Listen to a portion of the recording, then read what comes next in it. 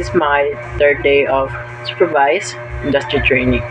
So, karong adlaw sa buntag, ako kay naghindo sa among shop. And then, among gitabangan ang mga technician sa paggawa sa mga gamit o mga tables. Then, pagkuman sa paghinlo, among dayong pang-observe ang mga technicians sa pagbungkag and ayos sa mga TV, mga amplifier nga gipaayos sa mga customers.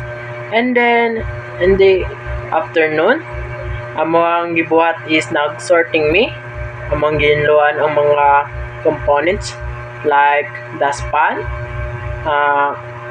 dust cup, and then the audio volume controller, and then the resistor.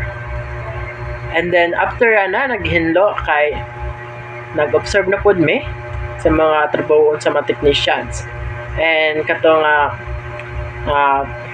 pagtrabaho sa technician kay na-observe na mo nga ang LED nga nasa TV sa mga flat screen is very sensitive din siya. And medyo mahal jud siya pag inig siya ma-repair. So, after sa pag-observe na mo, man ang technician na pod, and gipais na pod me. So, that's all in my day. Thank you.